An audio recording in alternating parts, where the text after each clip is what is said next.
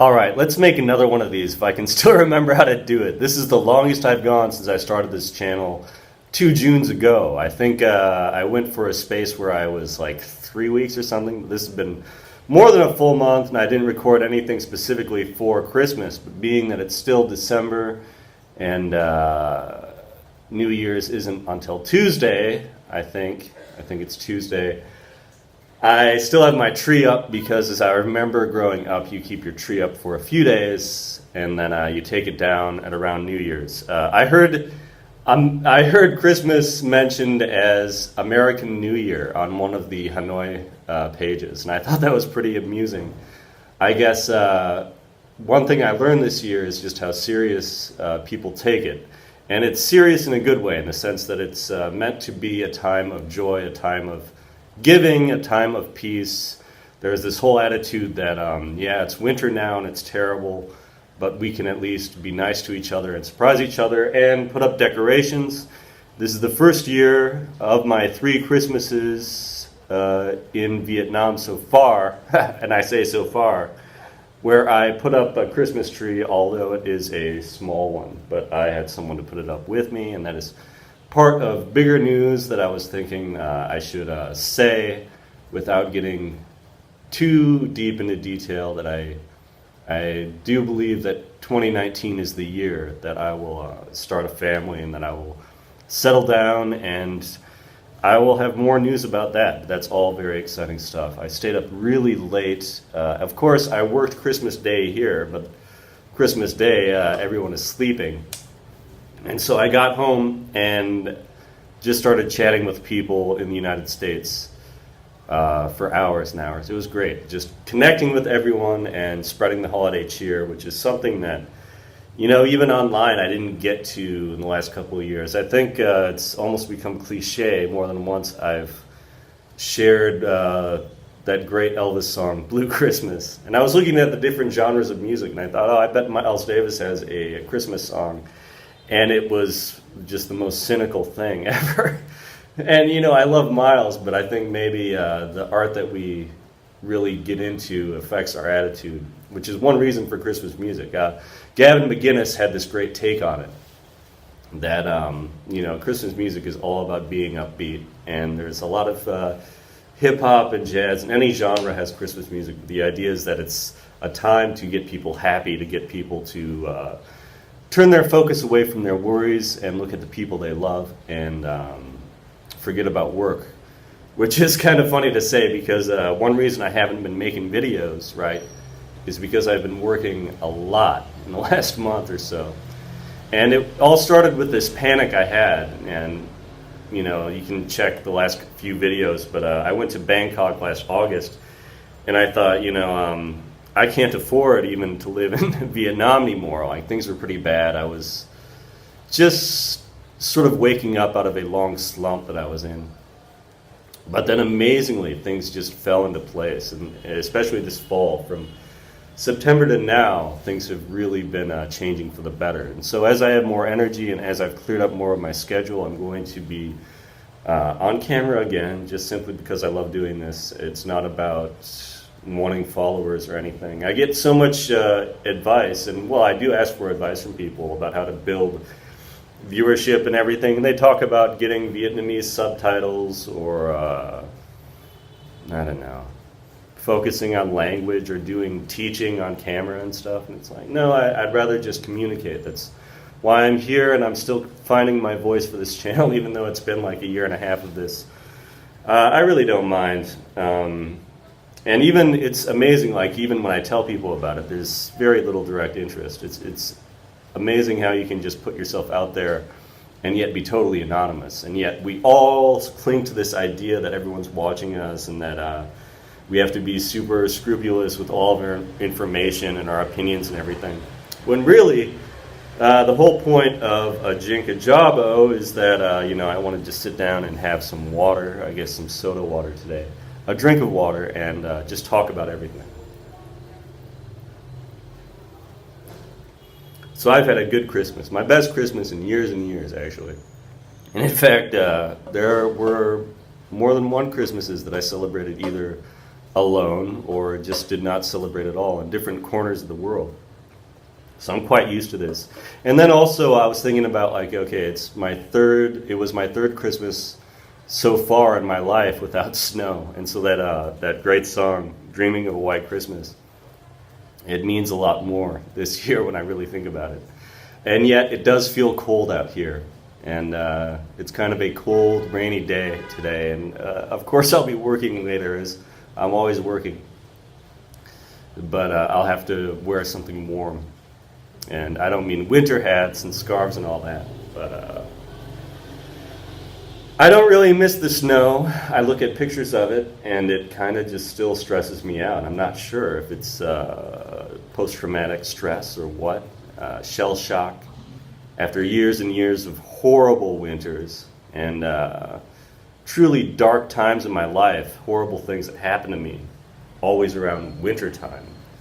It's sort of, I have this fear of snow almost, snowphobia, if you can call it that. It does look cute and stuff. I've tried to describe it to many people, to my students and to my girlfriend. I've tried to describe what snow is like, how it feels. And whenever I get to talking about it for more than a minute or so, it turns invariably negative. But I got nothing against you, Wisconsin. Wisconsin's pretty nice. It's nice living somewhere with wide streets and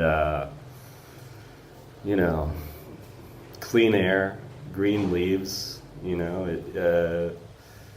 even little things like I miss bratwurst. I've been on a diet too. That's partly why I'm in a better mood.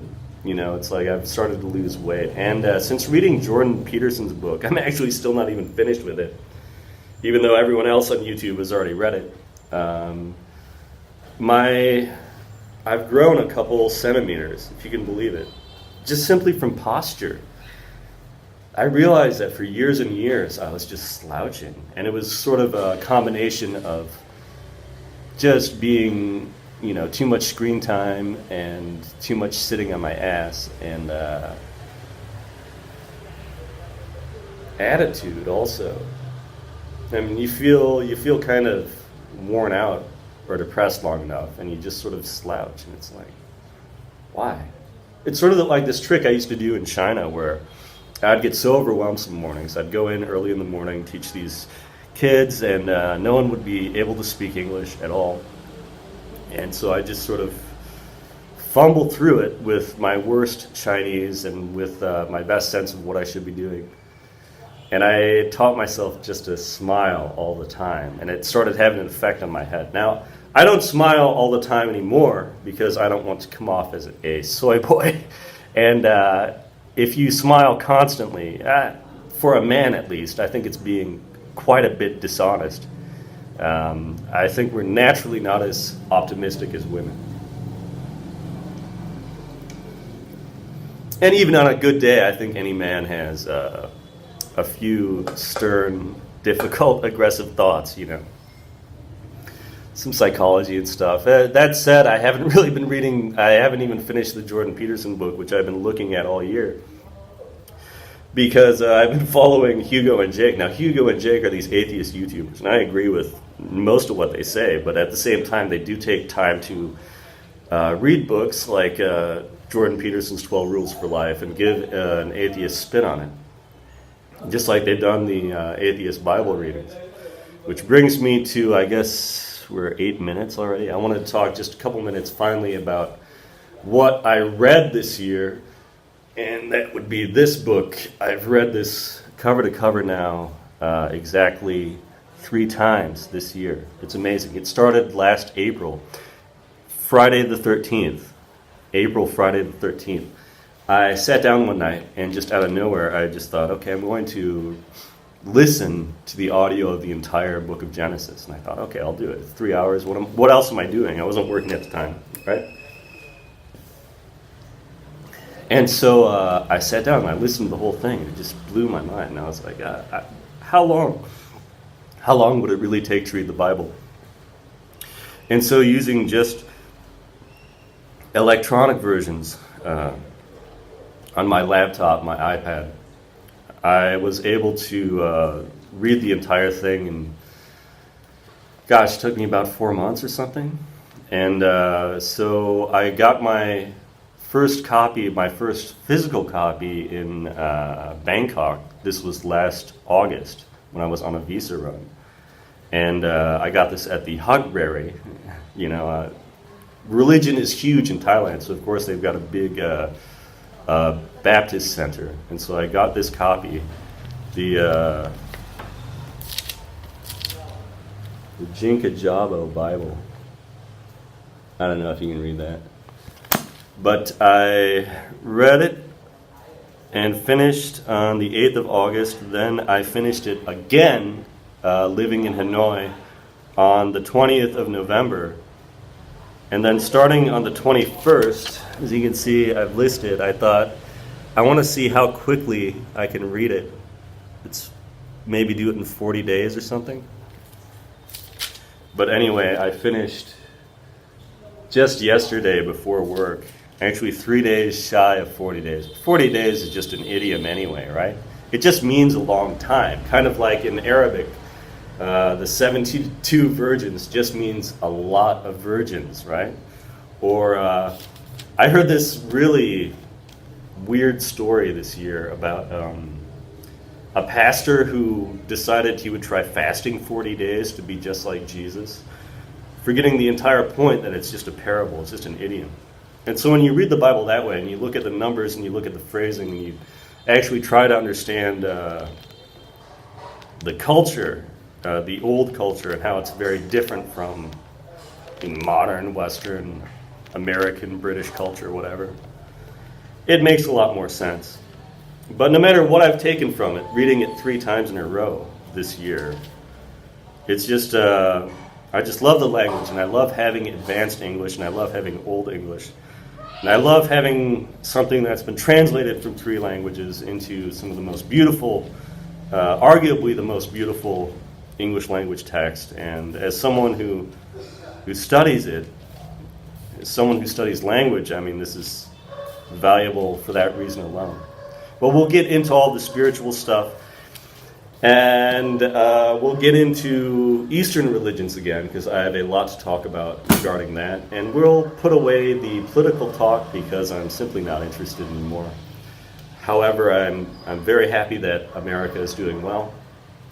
And I guess I have nothing to say about the shutdown or any of that. We'll get to ideas, and we'll get to just rapping about my interests, because that's all this is. This is just me on camera saying hello to everyone around the world, saying a Merry Christmas, belated Merry Christmas maybe, and let's have a wonderful New Year. And soon it will be Tet, and that means Lunar New Year. It'll be the year of the pig, and I think the pig represents luck, and so I think we will all have a very lucky year ahead. More Jinka Jabo shortly. Please stay tuned. Over and out.